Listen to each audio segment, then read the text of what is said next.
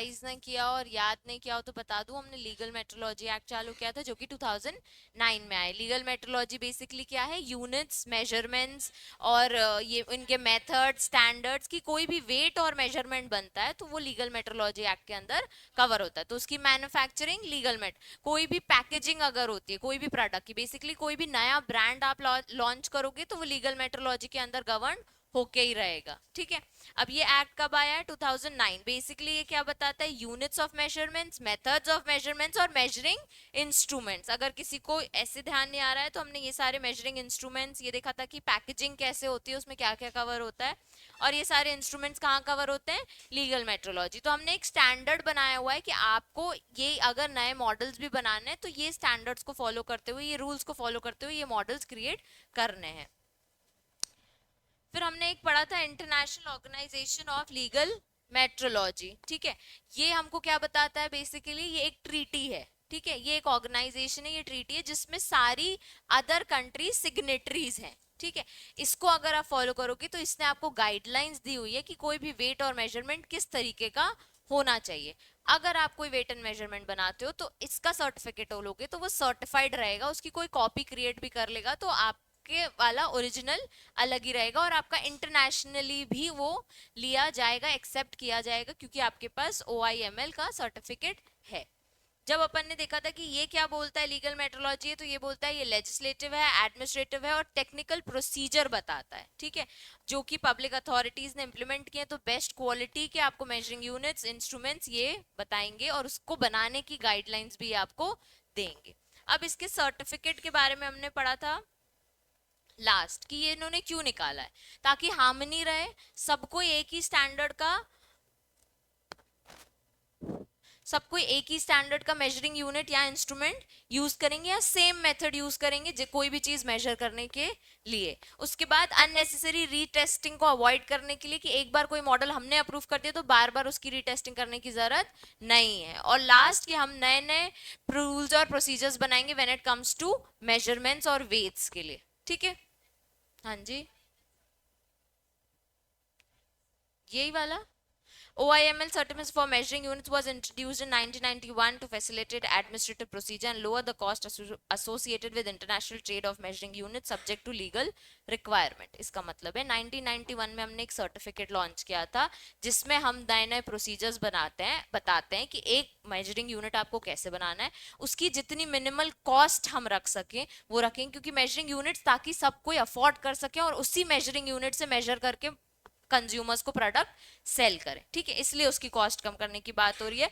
तो एक ही legal law रहे, एक ही लीगल रिक्वायरमेंट रहे कि अगर आप एक मॉडल बना रहे हो तो ये सर्टिफिकेट ले लो, तो हार्मनी रहेगी, एक ही स्टैंडर्ड का सब कोई वही मॉडल यूज करेगा। ठीक है, the system provides possibility for a manufacturer to obtain an OML certificate and the test report indicating that a given instrument type pattern complies with the requirement of relevant OIML international recommendation. यानी कि जो भी ये बनाता है उसको हम बोल रहे हैं कि जब तुम बना लोगे तो एक हमसे सर्टिफिकेट ले लो, दूसरा हमसे एक टेस्टिंग रिपोर्ट ले लो। उस रिपोर्ट में हमने सारी चीजें मेंशन कर दी हैं कि हमने जो आपको रिकमेंडेशन दिए थे वो आपने फुलफिल की है। पॉसिबिलिटी है कि इसमें सब कुछ कवर हो रहा है और अब आपका जो मेजरिंग यूनिट है वो पब्लिकली आप लॉन्च कर सकते हो। ठीक है, certificates are delivered by OIML member states that have established one or several issuing authorities. मतलब कि हमारी जो ये इंटरनेशनल ट्रीटी हमने बनाई है, हमने आपके इंडिया सर्टिफिकेट्स भेज दिए। अब मोदी ने जिस पर्सन को अथॉरिटी दी होगी वो पर्सन सबको सर्टिफिकेट दे देगा। ठीक है, तो मोदी ने इसके लिए ऑफिसर बनाए रखे होंगे। For processing applications by manufacturer wishing to have their instrument type pattern certified. तो जिसको विश है, ये मैंडेटरी नहीं है, जिसको जो भी मैन्युफैक्चरर है और वेट एंड मेजर उसको जब जरूरत होगी वो इस सर्टिफिकेट के लिए अप्लाई करेगा, टेस्ट रिपोर्ट लेगा और अपने मेंबर स्टेट के जो भी ऑथोराइज पर्सन है उससे जाके सर्टिफिकेट ले लेगा। क्लियर, आगे भी बताऊं। The certificate issued by OIML certificate are accepted by National Metrology Services on voluntary basis। मतलब अगर आपने ये लिया है सर्टिफिकेट तो ये सब जगह एक्सेप्टेबल है वॉलंटरीली, कि आपके पास ये सर्टिफिकेट है तो हम यही वाले यूज करेंगे measuring units.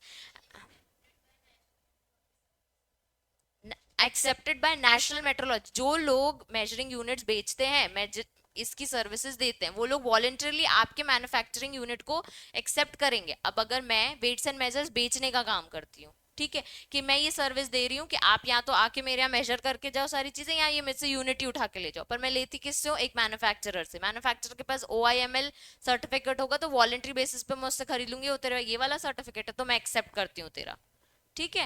And as the climate of mutual confidence and recognition of test result develop by OIML members, क्यों, क्योंकि मुझे कॉन्फिडेंस है कि ये टेस्टेड प्रोडक्ट है, इस पे एक रिपोर्ट आई हुई है, ये सही मेजरिंग यूनिट है, तो मैं ऐसे वॉलंटरी बेसिस पे यूज कर लूंगी, और मेरे को एक कॉन्फिडेंस भी रहेगा कि ये बेस्ट प्रोडक्ट है। The system serves to simply type pattern approval process for manufacturers and metrology authorities by eliminating costly duplication of application test procedure. समझ गए इसका मतलब, कि ये इसलिए है क्योंकि जो लोग मैन्युफैक्चरर या रिटेलर या जो लोग मेजरिंग यूनिट्स में काम करते हैं वो लोग इसकी डुप्लीकेसी पे ना जाएं, ओरिजिनल चीज बेचें, तो OIML सर्टिफिकेट रहेगा तो मुझे भी कॉन्फिडेंस रहेगा, वॉलंटरी बिट्स मैं उस पर ट्रीट करूंगी और डुप्लीकेसी को अवॉइड करूंगी, क्योंकि इसमें ऑलरेडी एक बहुत बड़ा टेस्ट प्रोसीजर उन्होंने रख दिया है, ठीक है। चलो सेक्शन 2, हर एक्ट का सेक्शन 2 क्या होता है, डेफिनेशंस, ठीक है। पहली डेफिनेशन है डीलर। तुम्हें क्या लगता है डीलर किस चीज के लिए बोल रहे होंगे, अब now that you have understand legal metrology उतना ही था जो मैंने फर्स्ट क्लास में बताया, ठीक है। अब बस बेसिक थ्योरी आएगी, जो यूनिट्स मेजर्स वही बात करेंगे। तो OIML सर्टिफिकेट हमको पता चल गया, सिस्टम पता चल गया, और लीगल मेट्रोलॉजी का पर्पस। अब डीलर कौन होंगे इस एक्ट के अंदर, जो बेसिकली वेट्स एंड मेजर्स में डील करते हो, ठीक है। Dealer in relation to any weight और measure means a person who carries directly और otherwise buying, selling, supplying, distributing of any sort weight और मेजर, वेदर फॉर कैश और deferred payment, commission, remuneration, other value. मतलब जो भी person इसकी खरीद बेच करता होगा उसको हम क्या बोलेंगे, dealer. Dealer under the act of legal metrology. इसमें लिखा है otherwise delivers any measures or manufacturer by him to any person other than a dealer, मतलब मैन्युफैक्चरर्स इसमें इन्वॉल्व नहीं है। एक्सपोर्ट मतलब बाहर से एक्सपोर्ट, तो वही लिखा हुआ है, means taking out of India to a place outside India, India से बाहर भेजना। इंपोर्ट मतलब means bringing into India. Label मतलब written, marked, stamp, printed graphic matter affixed और appearing on any pre packed commodity. Pre pack commodity क्या हो, जिसमें हमने बताया था मैं ये वाली यार, ठीक है। मैन्युफैक्चरिंग होने के बाद अभी ये ऐसे पैक हो, अभी ये लॉट में पैक नहीं हुई है, पर ये जो कमोडिटी है इसमें ये सारी चीजें होनी चाहिए, ठीक है। ये लेबलिंग होती है।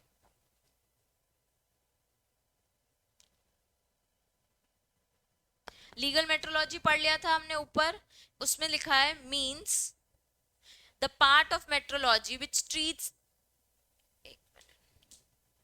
which treats the weightment and measurement methods of weights and measurement and weighing and measuring instruments। तो जैसे पढ़ा था यूनिट्स, मेथड्स और मेजरिंग इंस्ट्रूमेंट्स, जो ऊपर पड़ी थी वही है। In relation to mandatory technical legal requirement which have an object of insuring public guarantee from a point of view of security and accuracy of weights and measurements, जो ऊपर हमने पढ़ी थी सेम डेफिनेशन है। अब manufacturer of weight and measure as per legal metrology, जहां जब manufacturer word हम पढ़ रहे हैं उसका मतलब है जो वेट्स एंड मेजर्स मैन्युफैक्चर करते हैं, इसलिए OIML में जहां जहां मैन्युफैक्चर वर्ड पढ़ रहे थे मतलब manufacturer of weights and measures. या फिर कोई वन और मोर पार्ट भी बनाता हो, अक्वायर्स द अदर पार्ट, मतलब कि सिर्फ एक पार्ट बनाता हो उसके बाद जोड़ जोड़ के दूसरे पार्टों से एक वेट्स एंड मेजरमेंट बनेगा, उसको भी मैन्युफैक्चर की डेफिनेशन में वो इंक्लूड कर रहे हैं। Does not manufacture any part of वेजर but only assembles the parts of weights and measures, मतलब कि अगर की एक मशीन बन रही है, ठीक है, जो वेट मेजर करती है, तो उसका हैंडल किसी और ने बनाया, नीचे की खड़े होने की जगह किसी और ने बनाई, उसकी डिजिटल पार्ट किसी और ने बनाया, तो जो सिंगल सिंगल पार्ट बना रहा है वो भी मैन्युफैक्चर, जो इन सबको असेंबल कर रहा है वो भी manufacture. Puts or cost to puts his own mark only a complete weights and measure made, और मतलब किसी मैन्युफैक्चरर ने ऑलरेडी बना दिया, सिर्फ आपने उसमें अपना मार्क लगाया कि मेरा ब्रांड है ये, तो वो भी मैन्युफैक्चर की डेफिनेशन में आएगा। क्लियर है। तो एक जो वेट्स एंड मेजर बनाता है, दूसरा जो उनके पार्ट्स बनाता है, तीसरा जो उन्हीं पार्ट्स को असेंबल करता है, और चौथा जो ओन मार्क लगाता है सब कुछ, हाँ, जो अपना ब्रांड लगा दे, ठीक है। हर किसी को कवर कर रहे हैं, और नहीं लिखा है इनमें से कोई भी, या ये चारों सब कोई, ठीक है। Protection means utilization of reading obtained of any weight and measure for the purpose of determining any steps which is required to be taken to safeguard the well-being of human being or animal or protect any commodity, vegetation or thing whether individually or collectively. जैसे weighing machine लेके आया, उसमें लिखा है कि भाई इसमें 200 के ऊपर वाला आदमी खड़ा नहीं होगा, तो प्रोटेक्शन, उसमें अगर वो चीजें उन्होंने मेंशन कर दी हैं कि ये सिर्फ और सिर्फ ह्यूमन बीइंग के लिए और इसमें इतना ही वेट हम कैलकुलेट कर सकते हैं, या फिर इसमें एनिमल का वेट आप नहीं नापें, आप इसमें सूट केसेस नहीं रखें, बहुत लोग करते हैं, ठीक है, बॉडी वेट वाले में सूट केसेस रख के चेक करते हैं कि एयरपोर्ट पे हमें दिक्कत नहीं होगी, तो वो अगर उसमें मेंशन किया है तो वो कहीं ना कहीं प्रोटेक्ट कर रहे हैं कि आपको हार्म ना हो, वो टूटे नहीं या वो चीज खराब नहीं हो, तो उसको प्रोटेक्शन में बोल रहे हैं कि कहीं से भी आप अगर कोई भी कॉमन डाल रहे हो या कोई भी स्पेसिफिक चीज स्पेसिफाई कर रहे हो कि ये इस चीज के लिए सेफ है, जैसे दवाइयों में लिख देते हैं कि 3 साल के बच्चों से ज्यादा उसे यूज के ऊपर वाले ही यूज से के ही कोई लोग ही यूज करें तो वो प्रोटेक्शन है, ठीक है, कि below 3 can not be used. Pre packed commodity, pre pack commodity का देखो हिंदी जैसा ही लिखा है, without the purchase being presented in place in a package by whatever net whether sealed और not so that product content there has a predetermined quantity. अभी क्या है, मैन्युफैक्चरर ने मैन्युफैक्चर कर दी, प्लेन पैकेट में चिप्स दे दी, ठीक है, अब ये प्री पैक कमोडिटी एक ट्रांसपेरेंट पैकेट में आई है चिप्स, ठीक है, इसमें उसने लिख दिया है ये कुछ 90 ग्राम्स की है, ठीक है, कुछ 50 रुपीज की है, ठीक है, अब ये प्री पैक कमोडिटी है, ऐसे 15-20 कार्टन एक शॉपकीपर के पास गए, अब वो क्या करता है, इसकी पैकेजिंग करता है, तो यही चिप्स के ऊपर वो प्रिंट करवाता है, प्रिंट करवाएगा लेज दिल से व्हाटएवर जो भी उसकी टैग लाइन है, ठीक है, उसके बाद और डिटेल्स मैन्युफैक्चर्ड बाय ये वो वगैरह, तो ये बन जाएगी पैक्ड कमोडिटी। नहीं, जैसे मिठाइयाँ या फिर रिलायंस में आप वो उठाते हो सब्जियां और खुद से मेजर करते हो, वो सब लीगल मेट्रोलॉजी में नहीं कवर हो रहा है, ठीक है, जो ऐसे पैक होके जा रहा है, प्री पैक्ड मतलब जिसमें अभी तक लेबलिंग नहीं है, ऐसे समझो, सिर्फ डिटेल्स मेंशन है कि प्रोडक्ट की क्वांटिटी कितनी है, प्रोडक्ट की प्राइस कितनी है, किसने मैन्युफैक्चर किया, जो अभी हमने डिटेल्स देखी, उसके बाद इसकी ओरिजिनल एक पैकेजिंग हो रही है जिसमें ब्रांडिंग हो रही है, तो लेज अपना ब्रांड लगा रहा है, अपनी टैगलाइन लगा रहा है, डिटेल्स दे रहा है कि मैन्युफैक्चर किसी और ने किया था लेकिन बेच मैं रहा हूँ, प्रोडक्शन मेरा है, ऐसी चीजें, ठीक है, हो सकती हैं, पर जो नहीं होती हैं उनकी बात हो रही है, जो ऐसी कमोडिटीज जिसमें लेबलिंग कोई और करता है, मैन्युफैक्चरिंग कोई और करता है, उनको हम प्री पैक कमोडिटीज बोल रहे हैं, और जो खुद ही मैन्युफैक्चर कर रहे हैं, खुद ही पैक कर रहे हैं, तो वो पैक कमोडिटीज में ही आ जाएंगे कि उनका ब्रांड है, ठीक है। पर्सन की डेफिनेशन देख लो, हर चैप्टर में होती है, सब में देखिए, कंज्यूमर में भी देखिए, competition, HUF every department office, इसमें थोड़ी सी अलग है, ऑर्गेनाइजेशन या every local authority, company, firm, association, trust, constituted cooperative society और every other society registered under society registration act, ठीक है।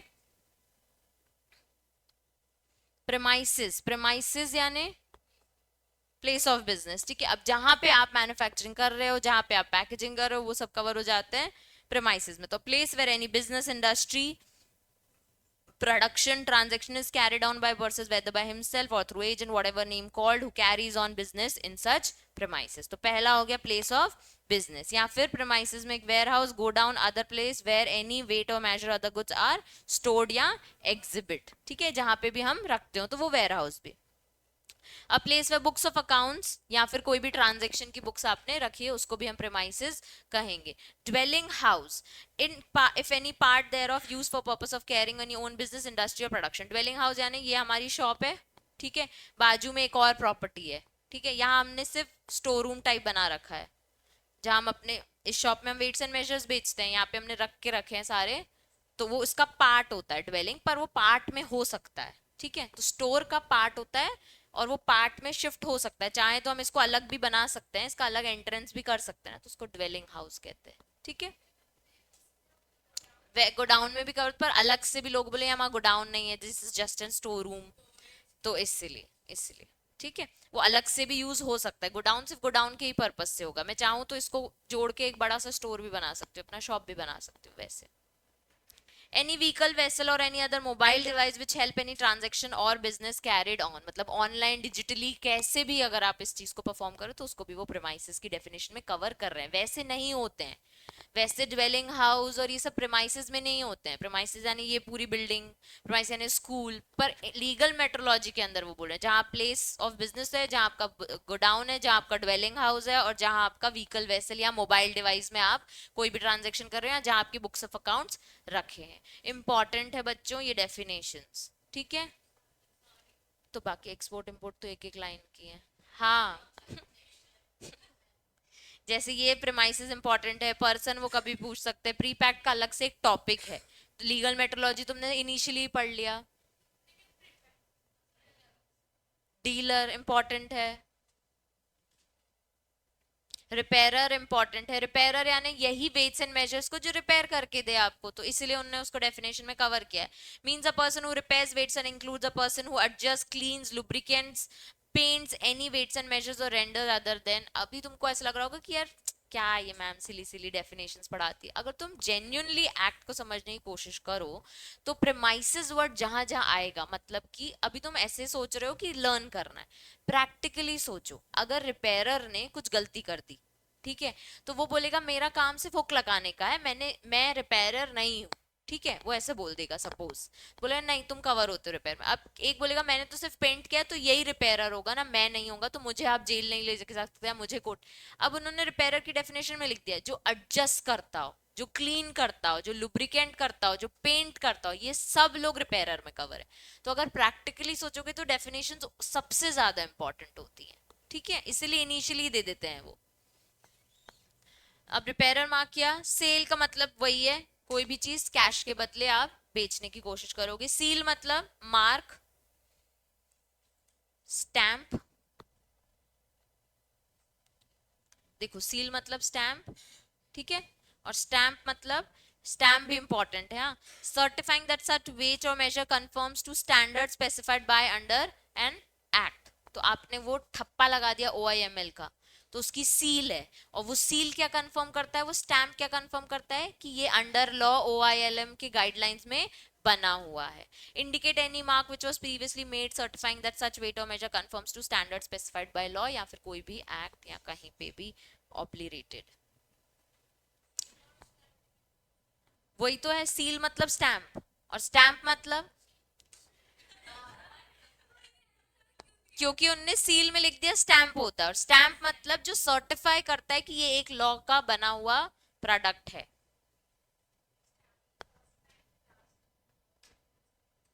ये, हाँ ये impressing, casting, engraving, etching, branding, या फिर अफिक्सिंग प्री टेस्टेड। ये देखो जैसे ये है, ठीक है, ये आपने अगर अपने वेट्स एंड मेजर में ये चिप लगा दी, ठीक है। एनग्रेव मतलब इसमें गड़ा गड़ा के लगाया हुआ है। एचिंग यानी चिपकाया हुआ है। कास्टिंग यानी कहीं से भी प्रिंट करवाया हुआ है। तो एवरीथिंग, डिफरेंट डिफरेंट टाइप्स की ब्रांडिंग होती है, डिफरेंट डिफरेंट टाइप के सील होते हैं, स्टैंप होते हैं, तो हर चीज वो डेफिनेशन में डाल रहा है। प्रेसिंग यानी जो आप एडवर्टीजमेंट में जो प्रेस होके निकलता है, सब कुछ डाला है, ठीक है। ये सब स्टैंप है। तो ये जो मैंने दिखाया, this is a type of stamp जो आपके लीगल वेट और उसमें लग जाता है।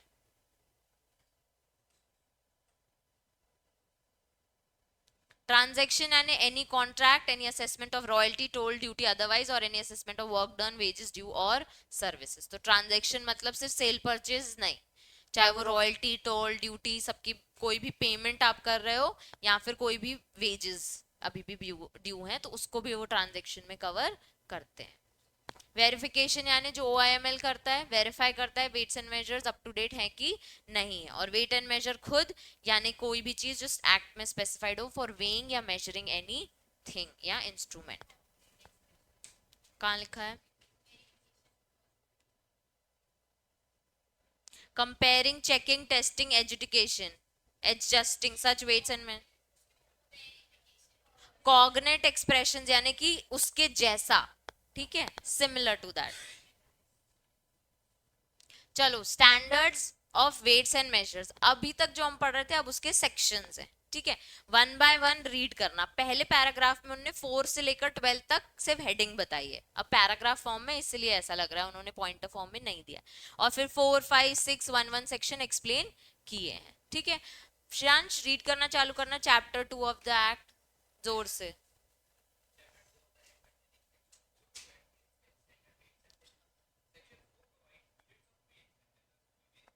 metric system.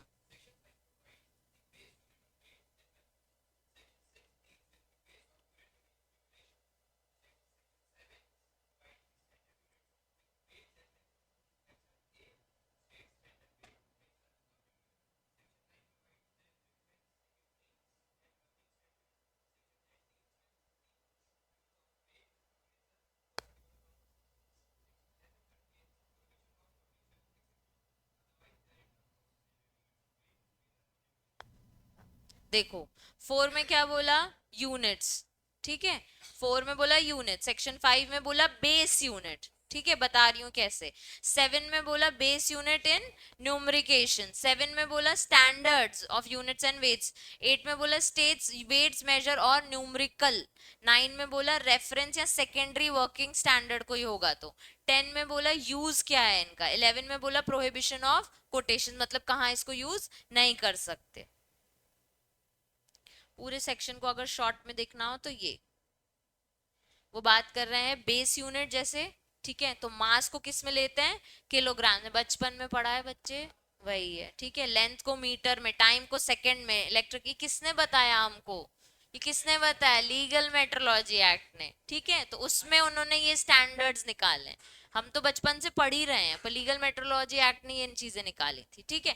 टेम्परेचर को केल्विन में, लुमिनस इंटेंसिटी कैंडेला में, अमाउंट ऑफ सब्सटेंस को मोल में, सब बचपन में फिजिक्स में भी पढ़ा है, ठीक है।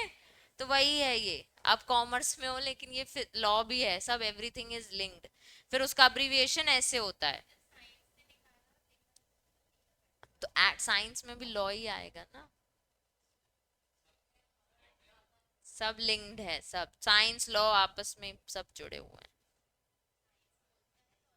अब देखो सेक्शन 4 में बोल रहे हैं every unit of weight and में shall be in accordance with the metric system based on international system of unit, तो ये मेट्रिक सिस्टम क्या है जो अभी हमने पढ़ा, ठीक है। फिर provides that base unit of length shall be metre, mass shall be kilogram, time shall be second, electric current यानी ampere, thermodynamic temperature shall be in kelvin यानी टेम्परेचर केल्विन में होगा, luminous intense shall be candela, amount shall be mole. ये section 5 ने बता दिया। Section 6 ने बता दिया न्यूमरिकेशंस यानी international form of Indian every numeration shall be in accordance with decimal system. फिर सेक्शन 7 ने बता दिया base units, standard units, base unit of numeration 6, section 6 for the purpose of deriving value of base derived others central government shall prepare and cause prepare objects of equipments in the manner as may be prescribed, यानी नया कुछ भी आएगा तो central government rules में जैसा prescribed है वैसा सेक्शन 5 और 6 को फॉलो करते हुए बता देंगे, ठीक है। इस सेक्शन 7 यही हुआ कि कोई भी न्यू अगर आ रहा है, सेक्शन 7 ऊपर लिखा था स्टैंडर्ड बताना है units of weights and measures, तो कोई नया आएगा तो central government as may prescribe rules के हिसाब से बता देंगे। अब मैम इसको याद कैसे करें, वही बस अगर क्वेश्चन आया तो सेक्शन 4 से 12 तक पहले तुम्हें 1 1 बताना है, फिर 4 5 6 एक्सप्लेन कर देना, ठीक है, ठीक है। वैसे अभी तक ऐसा कोई क्वेश्चन नहीं आया है OIML सर्टिफिकेट, ऑब्वियसली ऐसे कैसे क्वेश्चन फ्रेम करेंगे, पर तुम्हारे नए बच्चों कुछ भी वो फ्रेम कर सकते हैं। तो मैं तुम्हें बता दे रही हूँ कि पहले तो अगर वो बोलते हैं what are the standards weights and measurements, तो तुम्हें पता होना चाहिए, ये पैराग्राफ तो पता होना चाहिए, 4 क्या बताता है, 5 क्या बताता है, 6 क्या बताता है, 7 क्या बताता है।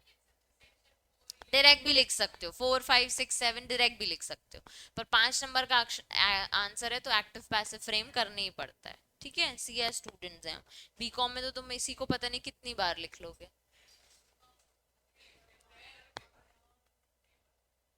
किसके, अभी है ना, तो अभी देने में क्या प्रॉब्लम है, कैसे,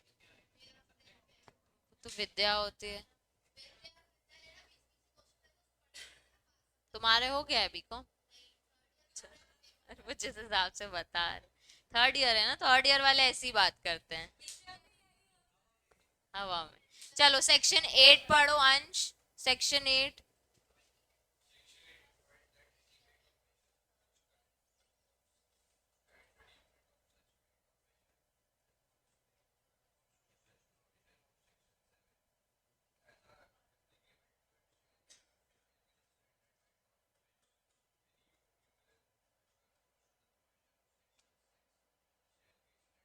अब देखो उन्होंने क्या बताया सेक्शन 8 में लिखा है जो 7 में है ना वो तो फॉलो करना ही है, और न्यूमेरिकल जो सेक्शन 6 में लिखा है ना आपको वो फॉलो करना है।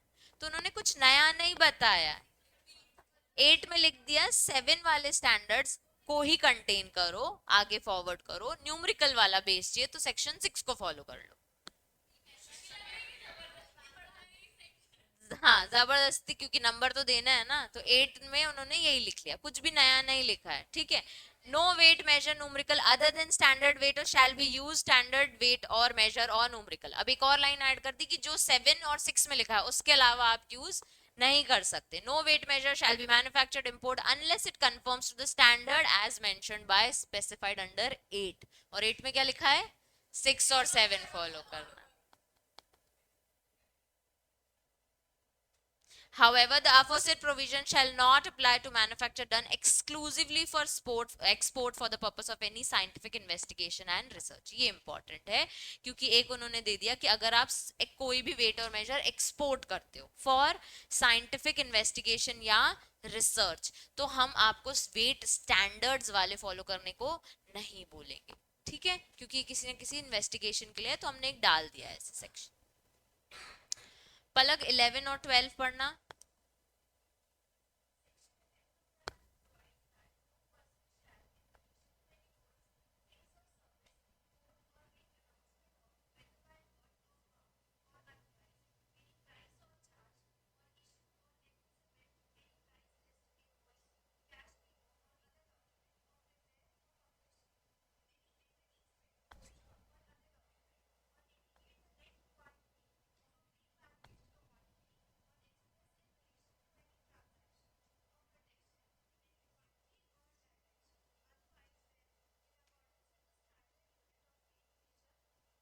सबको समझ आया?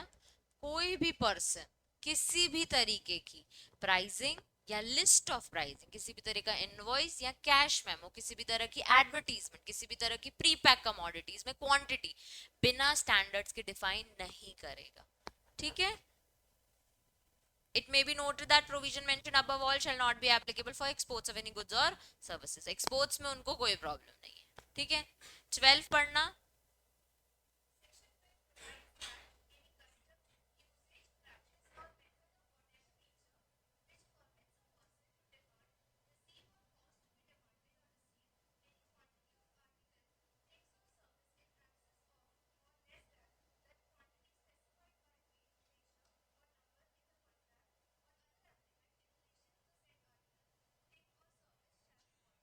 इंपॉर्टेंट, ठीक है।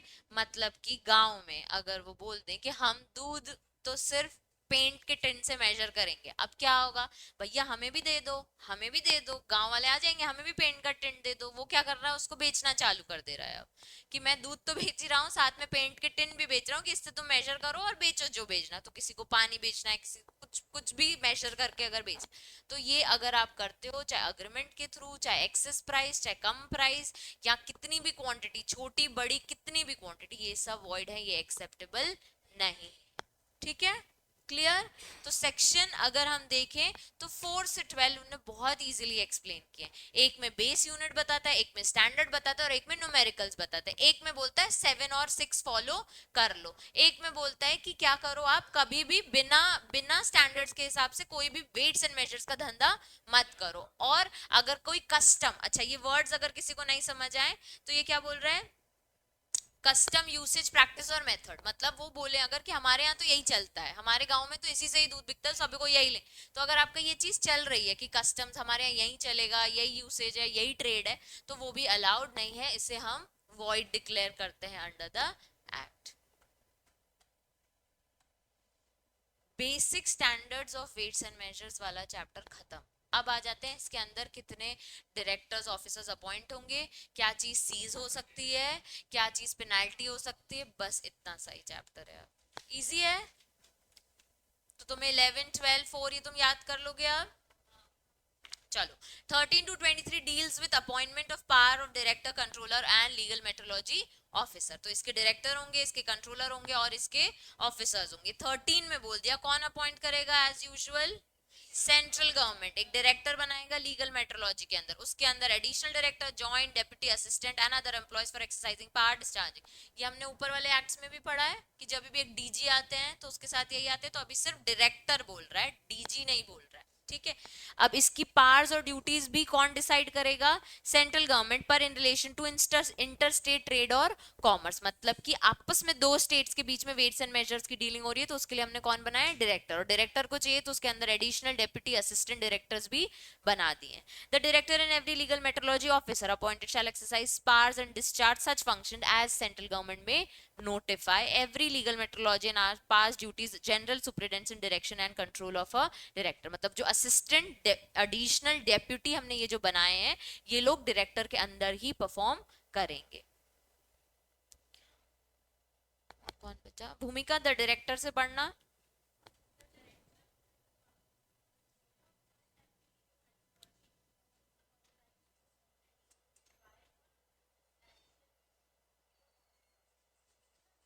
आईपीसी। हाँ,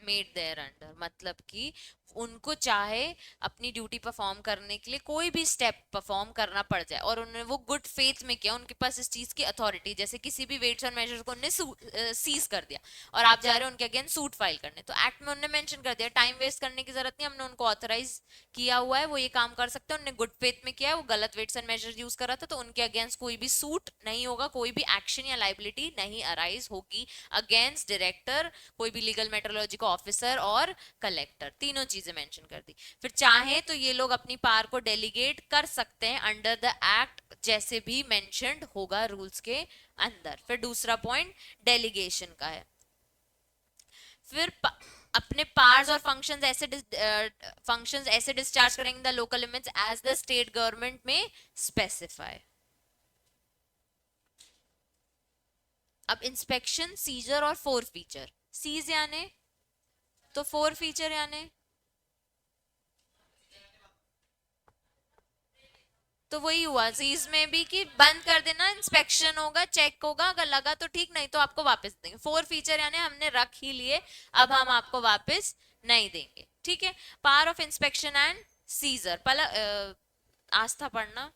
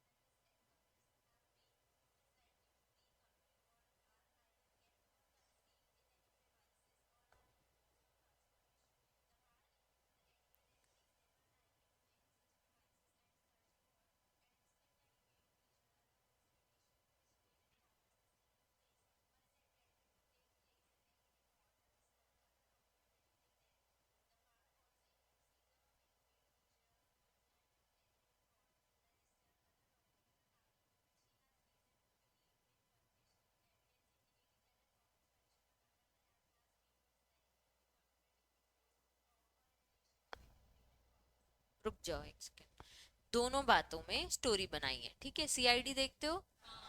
नहीं देखते? कभी देखा भी नहीं? छोटे मोटे रील्स वील्स कुछ नहीं पता क्या होता है? इन्वेस्टिगेशन समझो ना, क्या करती है विंग, एक इन्वेस्टिगेशन विंग। अब बोल रहे हैं रीजन टू बिलीव या ओन नॉलेज, उनको कहीं से पता चला कि यार ये माल तुमने कहाँ से खरीदा, बोले उसके यहाँ से, उसके यहाँ वेट एंड मेजर कौन सा है, ये वाला है, तो उसने किससे खरीदा? मिस्टर ए से। मिस्टर ए कहाँ है? मैन्युफैक्चरिंग यूनिट में बैठा है, मैन्युफैक्चरिंग एंटर कर सकते हैं, पहली बात ये हमको पावर देती है, एंटर करके हम चेक कर सकते हैं कि कौन कौन से वेट्स एंड मेजर। हमने देखा वो तो पत्थर को नाप रहे हैं कि ये वेट बनाने के लिए एक पत्थर यूज हो रहा है, अरे हमने एक स्टैंडर्ड्स और गाइडलाइंस प्रोवाइड की है, आप वो फॉलो नहीं कर रहे हो। अब हमें आपके रिकॉर्ड्स चाहिए, हमें आपके डॉक्यूमेंट्स चाहिए, हमें आपसे क्वेश्चन करना है, हमें आपके स्टाफ से बात करनी है, ये पार हमको दे दिए, हम चाहें तो आपके ये वेट्स एंड मेजर्स को अभी लेके जा सकते हैं, तो हम सीज कर सकते हैं, आपकी फैक्ट्री में ताला लगा सकते हैं कि अभी आप आगे इसका और प्रोडक्शन नहीं करेंगे जब तक हम पूरा इन्वेस्टिगेशन नहीं कर सकते। वही स्टोरी लाइन बनाइए। तो पहली बात, ये जब हो रहा है, ये सब हो रहा है, वो क्यों हो रहा है? क्योंकि उन वो ऐसा ऑफेंस कर रहे हैं जो कि पनिशेबल अंडर द एक्ट है। तो हम वो नीचे देखेंगे कौन से ऐसे ऑफेंस, और हमें पता है कि अगर आप स्टैंडर्ड्स के अगेंस्ट वाले वेट्स एंड मेजर्स बनाओगे तो ये एक ऑफेंस है और ये एक पनिशेबल ऑफेंस है। तो मार्क करो, अगर उनको इन राइटिंग कोई इंफॉर्मेशन मिलती है या पर्सनल नॉलेज में कि एक कोई भी वेट्स और मेजर या अदर गुड्स, ठीक है, अदर गुड्स यानी पैक्ड कमोडिटी सब कुछ आ जाती है, ट्रेड और commerce has been taken place और place in respect which an offence is punishable under the act. तो आप ऐसा काम कर रहे हो जो ऑफेंस पनिशेबल ऑफेंस है, ठीक है, या फिर कोई चीज को छुपा रहे हो या कोई चीज को गलत तरीके से परफॉर्म कर रहे हो, तो हम कभी भी एंटर कर सकते हैं रीजनेबल टाइम में। रीजनेबल टाइम यानी office hours for any search of premises या इंस्पेक्शन ऑफ इनवेट मेजर्स या अदर गुड्स। उसके बाद हैज टेकन प्लेस और intended taken place, record register जो भी उनको चाहिए वो ले सकते हैं। चाहे तो वो अपनी तरफ से एविडेंस दे सकते हैं कि देखो मैं उस शॉप गया था, वहां मुझे तुम्हारे प्रोडक्ट मिला है जिसमें सारी इंफॉर्मेशन दी नहीं गई है, और ये ऑफेंस क्या है, पनिशेबल है अंडर एनी एक्ट, तो इस एक्ट के अंदर, तो इसलिए मैं तुम्हारे प्रीमाइसेस में एंटर करने की मुझे पार है। अगर वही गुड्स स्पीडी और नेचुरल डिके वाले हैं तो वो चाहे तो उनको क्या कर सकते हैं, डिस्पोज ऑफ भी कर सकते हैं। तो director controller may dispose of such goods in such manner as may be prescribed। Every search seizure made under this section shall be carried on in accordance of CRPC in relation to searches and seizures. तो ये अगर question आता है कि भाई अगर legal metrology के पास क्या पावर ऑफ इंस्पेक्शन और सीजर है, तो है किस तरीके से अगर कोई भी पर्सन ऑफेंस कर रहा है जो कि पनिशेबल है, ठीक है। Every non-standard or unverified variation, every package used in course or in relation to any trade commerce seized under section 15 shall be liable to forfeited। मतलब अपने पास हम रख सकते हैं। अब तुम ये एक्ट प्रैक्टिकली सोचो कितना इंपॉर्टेंट है। अपने सिटी में कितनी सारी इंडस्ट्रीज हैं जो प्रोडक्शन करती हैं, भले वेट एंड मेजर नहीं बना रही होंगी लेकिन कुछ ना कुछ प्री पैक कमोडिटीज या पैक कमोडिटीज बना रही होंगी। नाउ दैट यू नो कि सर आपने मैन्युफैक्चरिंग डेट लिखी है, सर आपने ये लिखा है, सर आपने एक्सपायरी डेट लिखी है, यूज बिफोर डेट लिखी है, ये सारी चीजें तुमको पता है। अब कोई नई कंपनी भी हो या ऑलरेडी एग्जिस्टिंग इंडस्ट्रीज में, तुम अगर रिछाई चले गए और तुमने वहां जाके किसी से चार बात कर ली जिसमें तुमने ये चार लॉ बता दिया, अभी तुमने रूल्स पढ़े नहीं है, ठीक है। जब तुम इस चीज का बिजनेस करोगे तुम रूल्स गो थ्रू कर लो तो अंडरस्टैंड कर लोगे। लॉ तुम ही पढ़ के मुझे बता रहे हो कि मैम हमको समझ आ गया, तो रूल्स तो और पॉइंटर्स होते हैं, ये तो फिर भी पैराग्राफ है। तो रूल्स तुमने पढ़ लिया अगर, तो तुम उसके सामने अगर चार बातें, वो इंप्रेस हो जाएगा, अरे यार इसको तो पता है क्या क्या है लॉ में, फिर वो तुम्हारे पास खुद चल के आएगा, भाई और बता दे बहन, और बता दे लॉ में क्या क्या लिखा है। उसके बाद तुम उसकी कंसल्टेंसी चार्ज करो ना इंडस्ट्रीज का धंधा। मार्केट बहुत बड़ा है, सिर्फ कंपनी लॉ का काम नहीं करना है। लीगल मेट्रोलॉजी एक्ट कितना छोटा सा है, अब चार पन्ने के और रूल्स पढ़ लो, नेक्स्ट डे बिजनेस कर सकते हो, ठीक है। सिर्फ पढ़ाई ही हमारा लॉ है, मतलब पढ़ाई ही हमारा बिजनेस है और लॉ ही हमारा धंधा है, ठीक है। अब रूल्स अगर पढ़ लिए तो we have a lot of market to cover in, तो ये मत सोचना कि हमारी सिटी में इस चीज का बिजनेस कम है, ठीक है। अब चाहे तो, और ये एक्चुअल में होता है, ये जो डायरेक्टर कंट्रोलर यहाँ लिख रहे हैं ना ये लोग, ये एक्चुअल में इंडस्ट्री में घुस के लाखों चार्जेस करके जाते हैं कि आपने ये नहीं किया, या तो घूस खा के जाएंगे या फिर एक्चुअल में पेनाल्टी लगा के जाएंगे। तो जो जेन्युइन होते हैं पेनाल्टी, तो आप घूस और पेनाल्टी दोनों से अपने क्लाइंट को बचाओ ना, कि तुम्हें क्यों पे करना है भाई, किस चीज की मैं आपको घूस दूं, मेरे प्रोडक्ट में सब किया हुआ है, आपको कोई जरूरत नहीं है मेरे यहाँ एंटर करने की और चेक करने, आप चेक करिए जिससे बात करनी करिए, मैं कोई पेमेंट नहीं करूंगा। अगर वो जेन्युइन है, वो कंप्लायंसेस के अंडर है, तो उसको वो भी देना नहीं पड़ेगा, ठीक है। तो ये लोग चाहें तो इन चीजों को इन चीजों को फोरफीट कर सकते हैं। अब हमने स्टैम्प पढ़ लिया, सील पढ़ लिया, अगर आपके में वो भी नहीं है वेट्स और मेजर्स में, ये अनवेरिफाइड है, अभी वेरीफाई नहीं हुए, तो उनको भी हम फोरफीट कर सकते हैं। अब manufacture to maintain register and records, तो जो भी मैन्युफैक्चर है उसे अपने रजिस्टर्ड ऑफिस में सारे रिकॉर्ड्स एज में भी प्रिस्क्राइब मेंटेन करने पड़ेंगे, ठीक है। Under legal metrology packed commodities rules 2011, यही रूल्स हैं, ठीक है। इसमें लिखा है certain mandatory declarations are required to be made on all pre pack commodities. Ma'am हमने ये तो पहले ही पढ़ लिया है, ठीक है। वो क्या क्या है, name address of the manufacturer, packer, importer, country of origin, कि इंडिया से बना है कि मेड इन चाइना है, name of the commodity, net quantity, month and year of manufacturing, retail sale service in the form of यही जो MRP हम लिखते हैं, maximum retail price inclusive of all taxes, consumer care details, ये हमने पढ़ी है कि उनको देनी पड़ेंगी. Penalty made under this section for violation in respect of mandatory declaration on label provisions are taken action violation of the rules. तो penalty अभी नहीं दी, लास्ट में दी होगी. तो प्री पैक्ड कमोडिटीज में अगर आप सारी लेबलिंग, सारी चीजें, यानी ये पॉइंटर्स याद रखना, नेम एड्रेस, अब ये बच्चों तुम्हारे लिए न्यू है, दिस इज एन अमेंडमेंट, ये रिसेंटली आया, तो ये बहुत इंपॉर्टेंट है तुम्हारे लिए. कहो इसी से ही रिलेटेड एक क्वेश्चन बना के वो तुमसे डायरेक्टली पूछ ले, क्योंकि ये लास्ट प्रीवियस बुक्स में नहीं था और ये रिसेंट अमेंडमेंट ही 2022 में ही आया. What is pre-packed commodities? Means a commodity without the purchaser being present and placed a package of whatever nature, whether sealed or not, so that the product contained there has a predetermined quantity. जिसमें अभी packaging नहीं है, that is a pre-packed commodity. Declaration on the packaged commodity, manner in which declaration shall be made. अब उन्होंने 2-4 points दिए हैं कि एक डिक्लेरेशन करनी है पैक्ड कमोडिटीज में, अभी प्री पैक्ड कमोडिटीज देख रहे थे, अब पैक्ड कमोडिटीज में और किस मैनर में डिक्लेयर करनी है. ठीक है, साक्षी पढ़ना सेक्शन 18.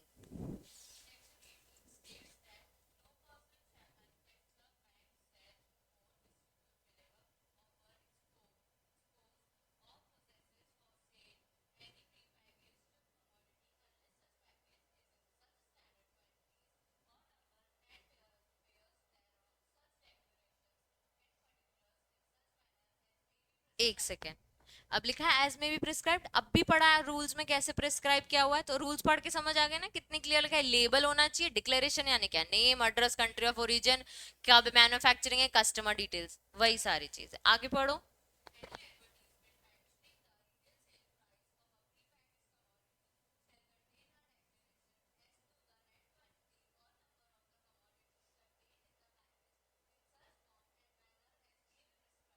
अब ये नेट क्वांटिटी आपको बतानी है कितनी है. अब ये जो एज में भी प्रिस्क्राइब्ड है ना रूल्स में, ये भी बताया हुआ है कि नेट क्वांटिटी कहाँ लिखनी है. अब माजा जैसे पैकेट में टेट्रा पैक होता है, तो वो ऊपर लिख के देते हैं क्वांटिटी, तो 2-3 ऑप्शंस देता है लॉ कि या तो यहाँ कॉर्नर में लिख दो यहाँ पे, या फिर टेट्रा पैक के ऊपर लिख दो, टेट्रा पैक के नीचे लिख दो, साइड में लिख दो, पर वो विजिबिलिटी होनी चाहिए. ठीक है, तो कई बार हमारे प्रोडक्ट्स में ऐसे इंग्रेडिएंट्स यूज होते हैं जो शायद सबके लिए बेनिफिशियल नहीं होते हैं. ठीक है, पर आपने तो मार्केटिंग करनी है प्रोडक्ट की, आपने तो मार्केट बेचना, केमिकल नहीं बोलेंगे हम, पर जेन्युइनली कोई भी ऐसी चीजें जो शायद सबके लिए बेनिफिशियल नहीं हो. ठीक है, हाँ वो भी ठीक है. प्लस बीइंग कंसल्टेंट्स में तुमको सिखाना चाहूंगी कि आप उसको इतना लॉ में हमारा इतना होल्ड होना चाहिए कि हम उसको बता दें भाई तू इस जगह लिख ले, इस जगह प्रोडक्ट्स का लोगों का ध्यान नहीं जाता है, तो तेरी मार्केटिंग तेरा प्रोडक्ट अच्छे से बिकेगा. अब आपने उसको गलत नहीं सिखाया, आपने उसको मेंशन करना सिखाया, पर being smart consultants, being smart company secretaries, आपने उसको ये सिखा दी कि तुम्हारा प्रोडक्शन कितना हो सकता है, तुम्हारी सेल कितनी हो सकती है, और तुम कंप्लाइंसेस में भी रह सकते हो. तो इसमें आ जाता है स्ट्रैटेजिक मैनेजमेंट भी और कंप्लाइंस मैनेजमेंट भी, कि उसकी मार्केटिंग भी करवा दिया आपने, उसका प्रोडक्ट भी बिकवा दिया इन कंप्लाइंस. तो सिर्फ लॉ पढ़ के सिखाना कोई भी कर सकता है. तुम सब बैठे हो, तुम सब इस चीज का धंधा कर लो, तो क्या सब सक्सेसफुल हो गए लीगल मेट्रोलॉजी में. जो इन कंप्लायंस उसको स्मार्टली अप्लाई, अब हर कंप्लायंस करने लग जाए, वो सब नेट क्वांटिटी इतनी बड़ी बड़ी तुमने बोला ऐसे ऐसे लिखो, लॉ में लिखा है, उसने सब कर दिया, उसका माल बिके ही नहीं, तुम्हारे कंप्लायंसेस बताने का मतलब क्या हुआ. तुमने इस तरीके से उसको बताना है कि उसका इतनी मैन्युफैक्चरिंग, उसका इतना प्रोडक्शन हो, उतनी उसकी सेल हो और विद इन लॉ हो, क्योंकि वो तो प्रॉफिट में खुश है, वो लॉ में करने में खुश नहीं है. उसको जितना ज्यादा प्रॉफिट उतना ज्यादा वो तुमसे खुश. ठीक है, नेगेटिव मार्केटिंग कहाँ है ये, नेगेटिव मार्केटिंग में क्या आएगा.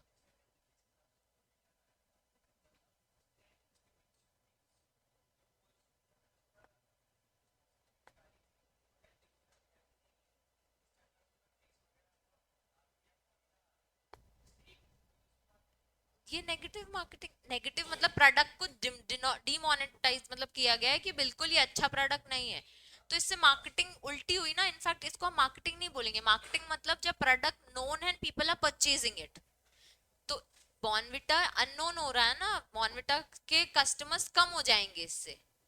नेगेटिव मार्केटिंग वर्ड नहीं बोलेंगे उसको, नेगेटिव हम प्रोडक्ट करने को बोलेंगे कि प्रोडक्ट अच्छा नहीं है, हम उसके लिए नेगेटिव रिव्यूज दे रहे हैं आपको, कि प्रोडक्ट में अच्छी चीजें नहीं है, this is not marketing. Marketing when customer gets happy, wow what a product. Marketing is never be कि वाओ व्हाट अ घटिया प्रोडक्ट ऐसे. But this is not called negative marketing first. ठीक है. बाकी ऑफ कोर्स प्रोडक्ट में कोई भी चीज डिफॉल्ट होगी उसके अगेंस्ट कंज्यूमर प्रोटेक्शन एक्ट पढ़ लिया है तुमने. ये हार्मफुल चीज है, ये डिफॉल्ट चीज है, शॉर्ट कमिंग्स है इसमें, केस फाइल करो, उस बंदे को धंधे को बंद करो. Maggi was an biggest example जो बंद होके वापस आई थी.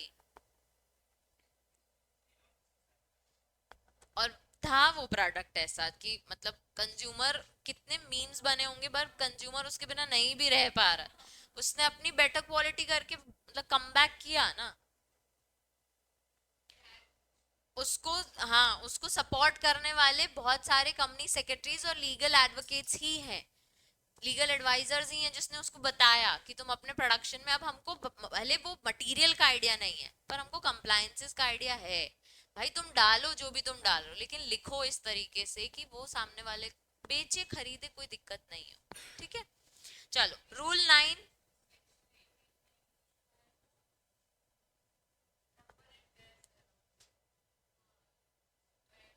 हाँ, कितनी क्वांटिटी है, कितनी यूनिट्स है, मैंने बताया था ना. 1 नंबर, 1 यूनिट. तो ये आपको उस प्रोडक्ट में छापना पड़ेगा ना एज पर स्टैंडर्ड्स कि कितने नंबर्स का प्रोडक्ट है उसके अंदर. जैसे मोबाइल नंबर में कितनी क्वांटिटी है, 4 नंबर. ठीक है. बेयर यानी उस पर लिखा होना चाहिए. चलो. Rule 9 of legal metrology packed commodities 2011 deals with the manner in declaration shall be provides that. Palak read करना.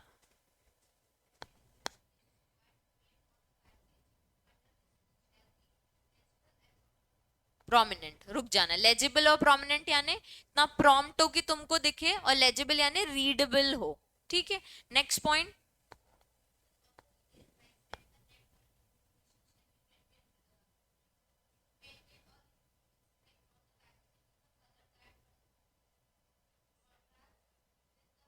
कॉन्स्पिशियसली with the background of the label. अब येलो कलर का है प्रोडक्ट तो ब्लैक से लिखो. ये रूल में लिखा है कि व्हाइट का है तो व्हाइट से लिख दोगे और बोलेगा लिखा तो है, ऐसा नहीं होता. तो अपने कलर के साथ कॉन्ट्रास्ट करो उसको. और कॉन्स्पिशियसली यानी क्लियरली विजिबल हो सामने वाले को. ठीक है. तो number of retail sale price मतलब प्रोडक्ट की क्या प्राइस है, क्लियरली राइट कलर में प्रेजेंटेबल होनी चाहिए. It may be noted that where any label information is blown, formed, or molded on a glass or plastic surface, and such information need not to be required to be presented in contrasting color. मतलब कोई चीज आपने अलग से bold वगैरह लिख दी है तो हम उसको वो दिख रही है ना, हाईलाइट फॉर्म में भी लिखी है, दिख रही है तो फिर कोई बात नहीं, कॉन्ट्रास्ट कलर नहीं भी करोगे तो चलेगा. Where any declaration of the package is printed either in form of handwriting, hand script or such declaration shall be clear, unambiguous और legible. अब जो आप फॉन्ट यूज कर रहे हो वो ढंग का यूज करो. आप बोलो लिखा है और ऐसे ऐसे लिख दो डॉक्टर्स की हैंडराइटिंग में, ये लिखा तो है, तो ऐसा नहीं चलेगा. Readable, proper handwriting, good handwriting, सही फॉन्ट यूज करना भी जरूरी है. ठीक है.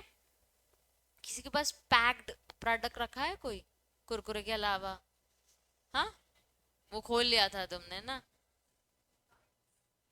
हाँ देखो इसमें लिखा होगा सब. अब ये वाइट है, वाइट, ये इसमें काफी चीजें मेंशन्ड होंगी, दिखाना.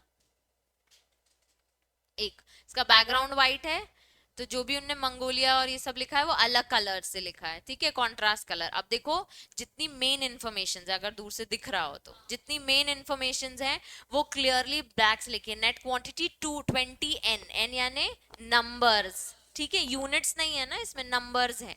फिर लिखा है बैच नंबर, फिर usable vibes, manufacturing date, use before, MRP, उसके बाद पर वाइब का कितना है, पर क्वांटिटी आज की डेट में मेंशन करना बहुत जरूरी हो गया कि 1 ग्राम कितने का है, अगर 20 ग्राम है तो पर वाइब कितने का है, वो चीजें भी उनने मेंशन करी है. ये सब अमेंडमेंट रूल्स में आया हुआ है. ठीक है. बाकी कॉशन भी लिखा हुआ है और वाइब्स का थोड़ा इंट्रोडक्शन वगैरह कि किस चीज के लिए यूज होते हैं, सब कुछ. अब यहाँ पे भी उन्होंने विजिबिलिटी फॉर्म में सर्कल करके एनग्रोस कर दिया, एनग्रेव्ड बोलते हैं. अब इन्होंने कर दिया तो हमको दिख रहा है क्लियरली कि इसमें 20 यूनिट्स हैं. ठीक है. No declaration shall be made so as to require it to read through any liquid commodity contained in the packaging. अब एक और चीज होती है, कई बार बॉक्स के ऊपर सब लिखा रहता है लेकिन अंदर कुछ नहीं लिखा रहता है. अगर हम अगर वुमेन को बोलूँ तो लिप शेड्स या आई प्रोडक्ट, कोई भी आई मेकअप प्रोडक्ट। तो हमारा जो बॉक्स होता है ना जिसमें वो पेंसिल होती है, बॉक्स में सब चीजें मेंशन्ड है, कैसे यूज होगा, अब वो पेंसिल में नहीं होती है, तो वो एक्सेप्टेबल है क्योंकि आपने पैकेजिंग में चीजें दिखा दी। अब बॉक्स रखना है रखो, फेंकना है फको, योर रिस्पॉन्सिबिलिटी, ठीक है। Where a package is provided an outside container, देखो रैपर और container or wrapper shall contain all declaration, outside लिख दिया, which are required to be appear on the package except where such container wrapper itself is a transparent or declaration of package or easily readable through outside wrapper, provided no such declaration on inner package is required and the inner package does not contain any declaration in its outer cover. तो हमारे lip shades भी अगर आते हैं तो lipstick देखी भी होगी अगर किसी बंदे ने भी, तो वो खाली ब्लैंक रहती है, कुछ नहीं रहता, वो पेंटेड रहता है। प्रोडक्ट का अगर सीधे बैक देखो तो बस शेड नंबर लिखा रहता है, तो मेन बॉक्स में लिखा रहता है सब कुछ, brand name, net quantity, price, everything उसमें नहीं लिखा रहता कभी भी। तो अंडर इवन मेडिसिन में भी अगर इनर इनर साइड जो आपका प्रोडक्ट है उसमें लिखा है और आउटर पैकेज में आपने सब मेंशन किया है तो चलेगा, अंदर डिक्लेरेशन करने की जरूरत नहीं है। The particulars of the declaration required to be specified under the rules on the package either in Hindi or Devangri script or English, ठीक है। तो कोई भी चलेगा, देवांगी यानी हमारी जो संस्कृत हमारे इंडिया में चलती है वैसे। It may be noted nothing contained in sub rule shall prevent use of any other language in addition to Hindi, English और language। हम किसी और लैंग्वेज को हार्म नहीं कर रहे हैं। अगर केरला जाओगे तो साउथ इंडियन में भी प्रोडक्ट्स को लिख के देते हैं, तो आप लिख सकते हो, ठीक है। Important, what is principal display panel, और ये भी इंपॉर्टेंट है बच्चे क्योंकि ये अमेंडमेंट है जो अभी हमने पढ़ा और वो बहुत अच्छे से उन्होंने स्पेसिफाई किया हुआ है। चलो नंदिनी पढ़ना, what is principal display panel.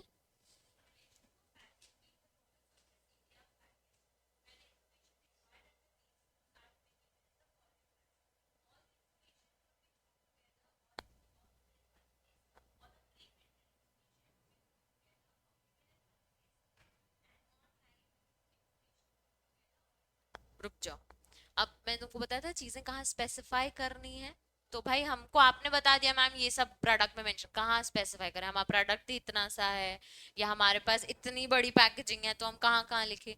तो वो बोल रहे हैं या तो सब कुछ एक जगह पे लिख दो या फिर जो चीज इंपॉर्टेंट है वो एक जगह लिख दी और बाकी कोई टैगलाइन है आपकी, कोई ऑनलाइन है, आपको कोई और चीज आगे हाईलाइट करनी है, वो अलग अलग भी ग्रुप्स में बनाओगे तो हमको चलेगा। तो प्रिंसिपल डिस्प्ले पैनल मतलब ये सारी इंफॉर्मेशन, ये सारे डिक्लेरेशन हमको कहाँ देने हैं प्रोडक्ट में, तो आप एक साथ भी दे सकते हो या फिर लाइन बाय लाइन दो ग्रुप्स में भी डिवाइड कर सकते हो, ठीक है।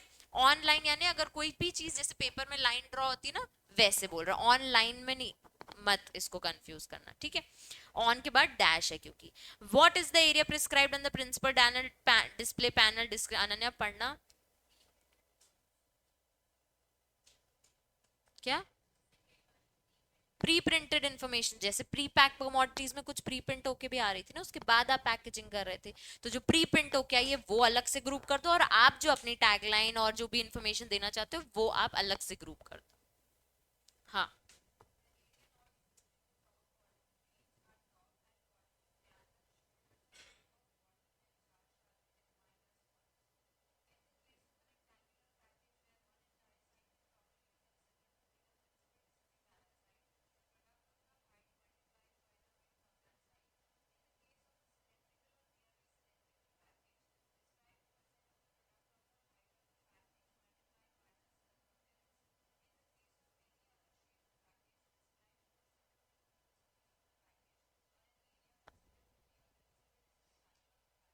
अब तीनों चीजें उन्होंने बता दी। अब पहले उन्होंने बोल दिया कि या तो ऊपर कहीं चीज मेंशन कर सकते हो या बॉटम में मेंशन कर सकते हो, चाहो तो फ्लैंग ऑफ द टॉप, अगर टेट्रा पैक है तो ऊपर फ्लैंग होता है, या चिप्स के पैकेट में भी ऊपर फ्लैंग, तो कई कई बार ऊपर भी लिख के देते हैं, वो जो ऐसी जिगजैग वाली लाइन है, पहले डेयरी मिल्क की इसमें भी आ जाती थी ऐसी वाली जो, ठीक है। फिर या तो बॉटम, या तो बॉटम ऑफ द कैन्स, ठीक है, तो जब कैन को पलटाओगे रेड बुल के नीचे भी गोल गोल जो ऐसा सरफेस होता है उसमें भी लिखा रहता है, ठीक है। फिर लिखा है कि shoulders and neck bottle jars, तो वो जो बॉटल का नेक होता है जस्ट बिलो द ढक्कन, वो उसमें भी manufacturing date, use before date उसमें ऊपर लिखा रहता है, ठीक है। In case of a rectangle packaging, in case of cylindric या फिर अदर शेप, तो रेक्टेंगल समझते हो, ठीक है, लंबा वाला इसी का ही ऐसे वाला, तो entire side can be purple मतलब बैक साइड, जो उसका बैक साइड है उसमें सारी इंफॉर्मेशन दे दो, सामने अपने ब्रांड का नाम दे दो। सिलेंडरिंग है तो सिलेंडरिंग पैकेज है तो prescribe the percentage of the product height of the package multiplied by the circumstances. अब सिलेंडरिक शिप का है तो फिर इसके सर्कमस्टेंसेस को कवर करो और हाइट को। भाई इतना लंबा है तो हम इसके पीछे पूरी चीजें मेंशन कर दें और थोड़ी बहुत नीचे चीजें मेंशन कर दें, तो उसकी विड्थ और उसका सर्कमफेरेंस सब मैच करके मल्टीप्लाई करके डिक्लेरेशंस दे दो। अदर शेप्ड है तो surface of the package or area consider to be the principal display panel. अब जैसे वो वाइब्स था तो उन्होंने क्लियरली क्या किया, वाइब्स ऐसे शेप के थे तो यहाँ पे सारी चीजों को मेंशन कर दिया एक ग्रुप में डाल के, ठीक है। बाकी चीजों में यहाँ पे यूज डाल दिया, इतना उन्होंने लेफ्ट साइड राइट साइड अपना प्रॉपरली यूज कर लिया। अब टॉपिक्स देखो अब क्या है, registration of importer of weight and measure. मतलब अगर आप नया मॉडल बनाते हो तो आपको क्या करना पड़ेगा, रजिस्ट्रेशन करानी है। तो हमने शुरू में ही पढ़ लिया था कि अगर आप वेट्स एंड मेजर्स में डील करते हो तो लीगल मेट्रोलॉजी के अंदर क्या करना है, रजिस्ट्रेशन करना है। फिर अप्रूवल ऑफ मॉडल अभी हम पढ़ेंगे। फिर आपने जो मॉडल बनाया उसकी आपको अप्रूवल लेनी पड़ेगी, तो अपना प्रोडक्ट आपको प्रेजेंट करना पड़ेगा, टेस्ट होगा उसका, फिर वो अप्रूव होगा। Prohibition on manufacture, repair, sale or weight or without licence. मतलब कि जब आप रजिस्ट्रेशन कराते हो उसके बाद अगर आप यही प्रोडक्शन में हो तो आपको क्या लेना पड़ेगा, लाइसेंस लेना पड़ेगा। तो बिना लाइसेंस के आप ना रिपेयर कर सकते हो ना मैन्युफैक्चर कर सकते हो ये वेट्स एंड मेजर्स। उसके बाद ऑफेंसेस एंड पेनाल्टीज। तो हम ये 3 पैराग्राफ कवर कर लेते हैं, ऑफेंसेस एंड पेनाल्टीज हम मंडे कर लेंगे। हाँ वो तो पूरा एक्ट है, वो बताऊंगी, वो और इंटरेस्टिंग एक्ट है। चलो वो अलग एक्ट ही है, वो तुम लोगों को पता नहीं क्यों नहीं दिया उन्होंने, इंपॉर्टेंट है वो, सिर्फ एक दो पेज भी नहीं है, एक ही पेज है, ठीक है। हमें सिर्फ ये पढ़ना है फिर एसेंशियल कमोडिटीज क्या होती है। चलो registration of importer of weights and measures, Nupur पढ़ना सेक्शन 19।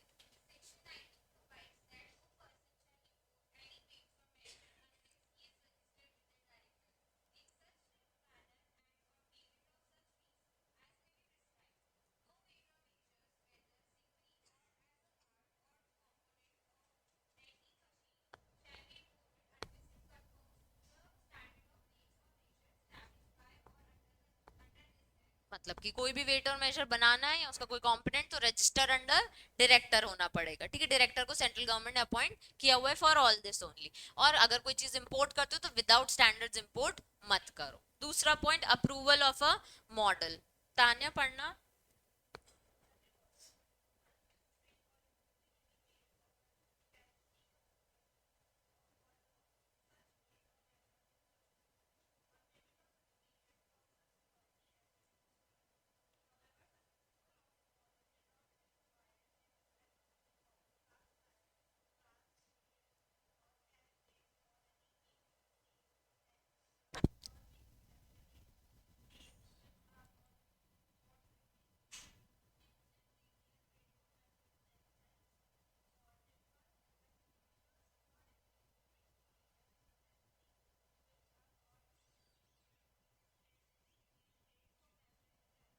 मिल्क और पोर्टेबल लिकर्स, कुछ चीजों के स्टैंडर्ड्स हमने ऑलरेडी बना के मार्केट में सेल कर दिए हैं, ठीक है। तो उनके लिए आप बार बार अप्रूवल लेने मत आओ, बाट इतना है तो इतना ही बनेगा, वही सब ये जो कास्ट आयरन ब्रास बुलियन ये सब वही है जो वेजिटेबल्स वाले यूज करते हैं, जो रिलायंस वाले यूज करते हैं, जो वेइंग मशीन बोरे शक्कर वक्कर के बोरे बनाने के लिए यूज करते हैं, ये वो सारे प्रोडक्ट्स हैं। तो इनके लिए आप बार बार अप्रूवल लेने मत आओ, ये सेम स्टैंडर्ड्स में ही मार्केट में बिक रहे हैं, इसका कोई नया मॉडल नहीं आ रहा। लेकिन नया मॉडल बनाओगे तो ऊपर डायरेक्टर से पहले रजिस्ट्रेशन करा लेना और अप्रूवल ले लेना। अब last, prohibition on manufacture repair और sale of weight and measure without licence. जी लास्ट पढ़ लो 23-24।